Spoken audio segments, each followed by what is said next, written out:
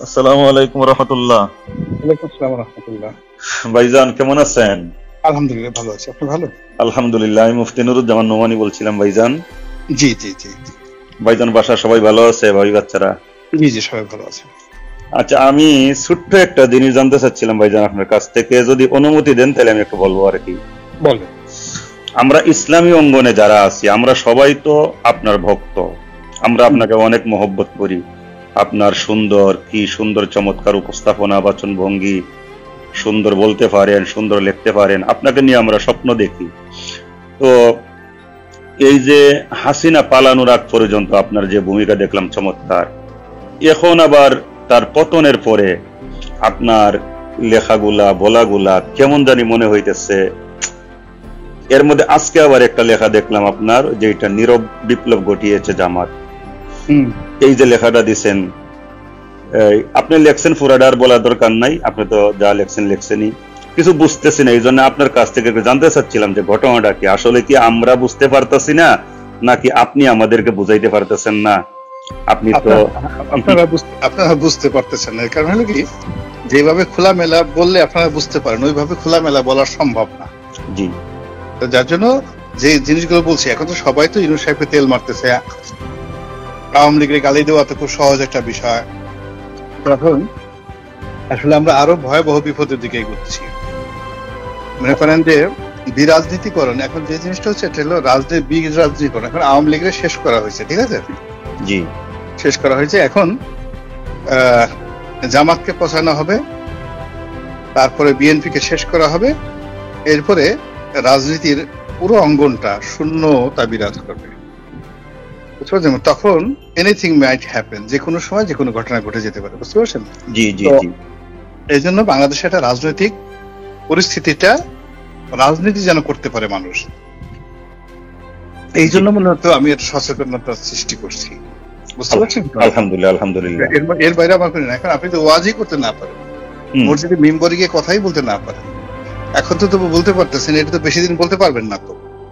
কিন্তু এখন যদি মুখ বন্ধ রাখেন এবং না শোনার ভান করেন, এবং যদি হয় এই যে চ্যাংরা পোলাপানরা যা কিছু করতেছে, আপনি যদি এইটার সাথে সাথে লাফান যে স্বাধীনতা পেয়ে গেছি। জি। তো যার জন্য এটা হলো যে মাথা ঠান্ডা রেখে প্রত্যেকটা জিনিসই, আমার আল্লাহ আমাকে যতটুকু হিকমা দিয়েছে, আমি আমার মতো স্থানকাল পাত্র ভেদে ওই জিনিসগুলো বলে যাচ্ছি। বুঝতে পারছেন? জি জি জি। এখানে জামাত সবসময় একটা ঐতিহাসিক ভুল করেছে, সবসময়, এখন শুরু থেকে। জি। তারা ব্রিটিশ আমলে সারা জীবন ব্রিটিশদের বিরোধিতা করছে, যখন দুই ভাগ হয়ে যাবে তখন পাকিস্তানের বিরোধিতা করেছে। আচ্ছা, গেল, এরপর পাকিস্তানে তারা ঢুকতে পারে নাই, পাকিস্তানে আসছে, ভারতও তাদেরকে রাখে নাই, তারাই দিছে। পাকিস্তানে আসছে, পাকিস্তানে তাদের বিরুদ্ধে তাদের আবুল আল্লাহ মওদুদী সাহেবকে ফাঁসি দেওয়া হয়েছে, ফাঁসির অর্ডার দিয়ে দেওয়া হয়েছে, গেল এটা। বাংলাদেশে তারা আসছে, বাংলাদেশের পাকিস্তানের সাথে তার কোনো ভালো সম্পর্ক ছিল না। হঠাৎ করে ওই মুক্তিযুদ্ধের ৩-৪ মাস আগে হঠাৎ করে টিক্কা খানের সাথে তাদের বন্ধুত্ব হয়ে গেল, এই রাজাকার আলবদর আশ্বাস। বুঝতে পারছেন? জি। এই হলো অবস্থা। বাংলাদেশেও একই ঘটনা। এই যে এখন যদি দেখেন, এই বর্তমান সরকারের সাথে সবচেয়ে ভালো মহরম সম্পর্ক হলো জামাতের। তো এদের কারোর সাথে কিন্তু এর কোনো পরিচয় ছিল না, সম্পর্কই ছিল না। তারা এই জামাতকে দায়িত্ব নিয়ে, যেহেতু তাদের সংগঠন আছে, লোকজন আছে, তারা তাদেরকে ব্যবহার করছে। ব্যবহার করার ফলে আলটিমেটলি বিএনপির সাথে তাদের সম্পর্ক অনেক জায়গাতে গন্ডগোল লেগে গেছে, বিভিন্ন সরকারি অফিসগুলো, যে এক জায়গায় জামাত ঢুকতে চাচ্ছে, আরেক জায়গায় বিএনপি ঢুকতে চাচ্ছে। বুঝতে পারছেন? জি। এই জিনিসগুলো তো আমি বুঝতে পারতেছি, অনেকগুলো আমি কিভাবে মুখ বন্ধ করে রাখবো বলেন? না, আসলে জামাত এর সাথে বিএনপির যে দূরত্ব সৃষ্টি হয়েছে, আপনি বলতেছেন যে এক জায়গায় বিএনপি ঢুকবার চাইতেছে, আরেক জায়গায় জামাত ঢুকবার চাইতেছে, আসলে কি এর কোনো নিশ্চিত নিউজ আপনার কাছে আছে? হাজার হাজার হাজার হাজার হাজার হাজার, একটা দুটা না, ওগুলো সচিবালয় থেকে শুরু করে অন্য সব জায়গাতে এই ঘটনাগুলো ঘটতেছে।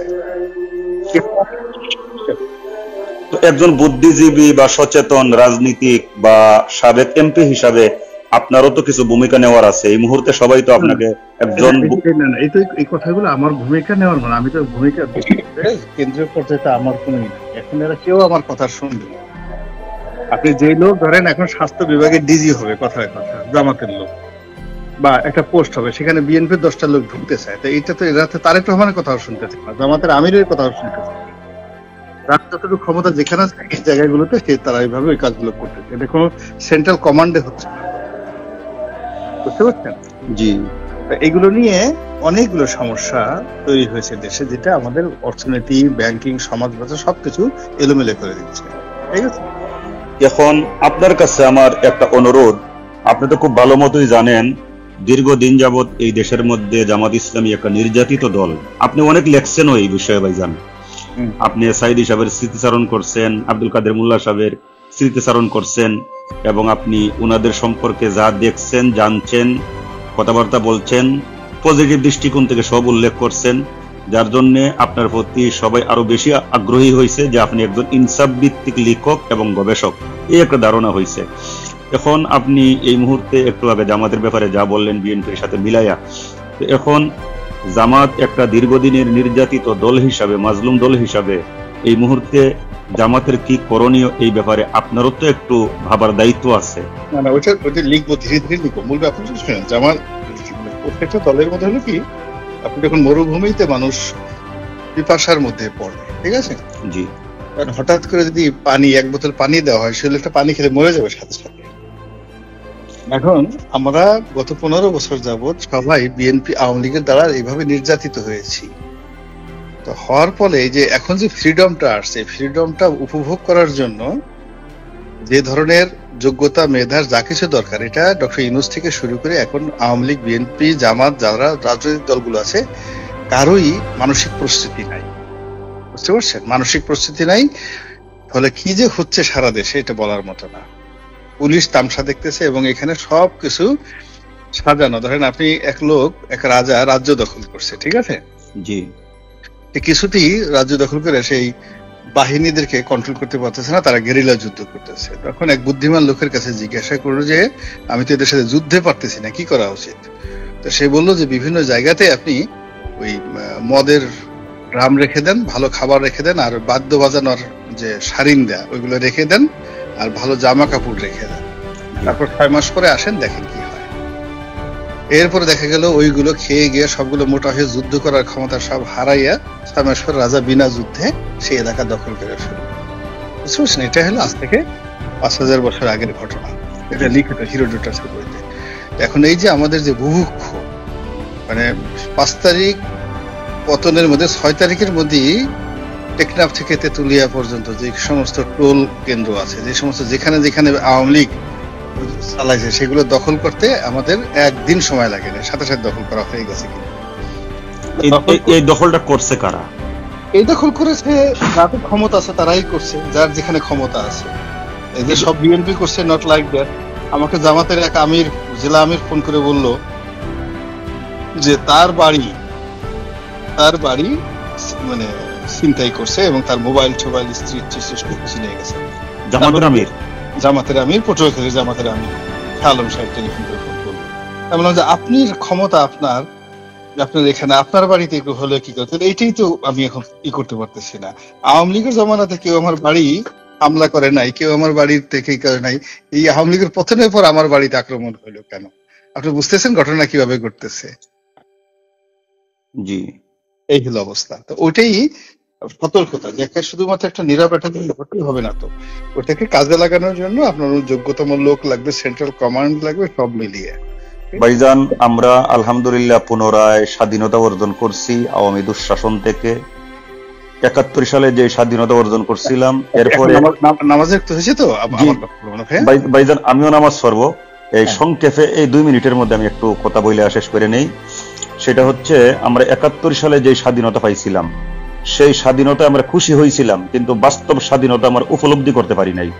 আমরা একটা দলের কাছে, একটা ব্যক্তির কাছে, বা একটা ব্যক্তির দোসরদের কাছে আমরা জিম্মি হয়ে আসছিলাম এতদিন, যার খেসারত অনেকেই দিচ্ছেন এবং আমাকেও দিতে হয়েছে। 1.5 বছর আমিও কারাগারে ছিলাম এই আওয়ামী দুঃশাসনে আমলে। তো এখন কথা হচ্ছে, আমরা পুনরায় 24 সালে যে স্বাধীনতা অর্জন করছি, আমরা এইটা ধৈর্য রাখতে হবে, এবং ধৈর্য রাখার জন্য প্রত্যেকেই যার যার অবস্থান থেকে কাজ করতে হবে। আলহামদুলিল্লাহ, আপনি এই দেশের একজন সুনাগরিক এবং সুবক্তা, সুচিন্তাবিদ এবং একজন ভালো বুদ্ধিজীবী হিসাবে সবার কাছে সমাদৃত গ্রহণযোগ্য ব্যক্তিত্ব, এবং আওয়ামী দুঃশাসনের আমলে আপনিও কিন্তু অনেক নির্যাতিত হয়েছেন, এটা আপনিও জানেন, আমরাও জানি। তো সবকিছু মিলাই আপনার কাছ থেকে অনেক কিছু আশা করি। আপনার কাছে আমার অনুরোধ, এই জামাত ইসলামী যে মাজলুম সংগঠন দীর্ঘদিন কত ধরনের জুলুমের শিকার হয়েছে, এটা আমি আর এখন বইলা সময় নষ্ট করতে চাইতেছি না, যেহেতু নামাজের সময় হয়ে গেছে। আপনার কাছে আল্লাহর ওয়াস্তে অনুরোধ ভাইজান, এই দেশটা সুন্দর রাখবার জন্য আপনার কিছু ভূমিকা রাখতে হবে।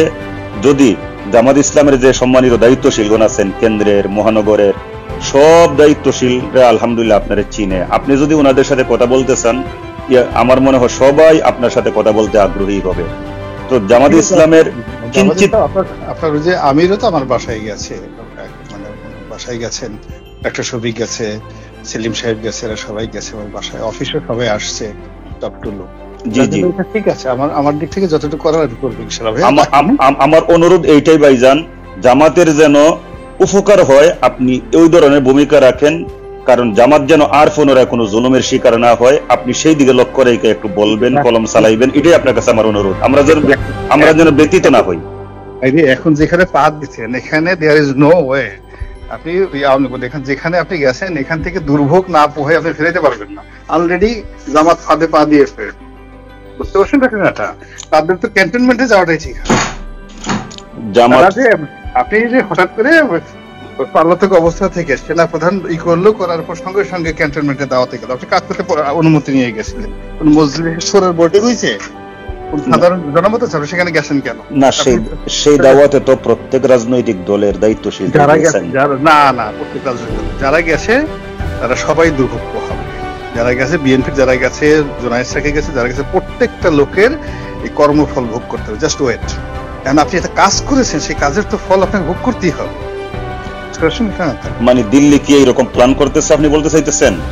জি, এটা সেই প্ল্যান অনুযায়ী সবকিছু। সেই প্ল্যান কি আপনি সফল হইতে দিবেন? আপনারও কিন্তু ভূমিকা আছে, আপনিও কিন্তু বাংলাদেশে বিশাল একটা ফিগার এখন। না, আমার কোনো ভূমিকা নাই। আমি শুধুমাত্র জানি বলি তো এই কথাগুলো এখনো বললাম। এই নামে আমি তো বলতাম না। আমি যদি চাইতাম যে এই জিনিসটা, আমি এই কথাগুলো কেন বলতেছি, আমি এই কথাগুলো বলতেছি যে জামাত বর্ণ যারা, ইভেন আমাদের মির্জা ফখরুল সাহেব গেছেন ওখানে, খুব রং কাজ করছেন, খারাপ কাজ করছেন। এই যে হুট করে ধরেন এখন এই যে 24 ঘন্টার মধ্যে ভালো চলে আসছে বাংলাদেশে, গিয়াসউদ্দিন আল মামুন মুক্তি পেয়েছে এবং তারা ঘোরাফেরা করতেছে। আপনি বুঝতে পারছেন এগুলো জনগণে কি পরিমাণ চলে আসবে? কিন্তু বিএনপি তো এখন আপনার দল, আপনি তো বিএনপির হাইকমান্ডের সাথে কথা বলতে পারেন। না, সব কথা দুনিয়াতে যে আপনি টেলিফোন করছেন, আমি কথা বলছি। মানে জ্ঞান খুব দামি একটা জিনিস, আল্লাহর দেওয়া সবচেয়ে বড় নিয়ামত, হিকমা। এটা এমন জিনিস না যে সাইদের সাথে আমার ডাইকে গিয়ে বলতে হবে। আমার কাছে আমি কখনো এই জিনিসটা করিনি, বুঝতে পারছেন ঘটনাটা? না, সাইদা বলে না ভাইজান, কিন্তু দেশকে ভালোবাসলে, দেশের মানুষকে ভালোবাসলে কিছু কিছু কাজ সাইদাই করতে হবে। আপনি যখন একটা বিপদের লক্ষণ দেখবেন, তখন এই বিপদ থেকে সবাইকে মুক্তি দেওয়ার জন্য আপনি সেই কাজ করতেছি, সেই কাজ আমার অ্যাঙ্গেল থেকে যেটা খুব সফট ওয়েতে লিখতেছি, বলতেছি, সব ওয়েতে। এখন যদি কেউ জিনিস সেটা না বুঝে, এই যে আমি ডক্টর ইউনূস সম্পর্কে ডাইরেক্ট সরাসরি বলতেছি যে হি ইজ ইন রং, ভুল কাজ করতেছে, যে কাজগুলো করতেছে একটা কাজে সঠিক হচ্ছে না তার, হ্যাঁ, সে বিপদে পড়বে। এখন এই কথাগুলো এই সময়টাতে আমি যদি না বলে তারে বলি যে সে 100% রাইট, তাহলে আপনি তো তাকে গুকরা সাহেবের খাপার মধ্যে বলে দিলেন। না, 100% রাইট কাউকেই বলা যাবে না, কারণ মানুষ ভুল ত্রুটির ঊর্ধ্বে না। কিন্তু এই জন্য চতুর্দিকে আপনারা যারা আছেন, আপনাদের এখন দায়িত্ব আছে ভাই, অনেক একজন পদে আছে। এখন যে তাদের মধ্যে পড়ে গেছে, কেউ দায়িত্ব পালন করার মতো নাই, নো ওয়ান। মূল ব্যাপার হলো যখনই আপনার একটা এরকম অবস্থা সৃষ্টি হচ্ছে, আপনি আমার মানে এটা এই যে টোটাল প্রশাসন, রাষ্ট্র ব্যবস্থা সবকিছু সাজানো শেখ হাসিনা, সবকিছু মোদির। তা আপনি সেই ঘরের মধ্যে ঢুকবেন, ঢুকার আগে আপনি আমাদের সবার সাথে আলোচনা করে নেবেন না? সবাইকে নিয়ে তো ঢুকতে হবে। আলোচনা না করে আপনি ঢুকে গেছেন, ঢুকে গিয়ে আপনি বিপদের মধ্যে পড়ে এখন আমি আপনার ওখান থেকে কিভাবে বাঁচাবো? আপনি তো ঢুকে গেছেন ওর মধ্যে, বুঝতে পারছেন? জি, কিচ্ছু করার নেই।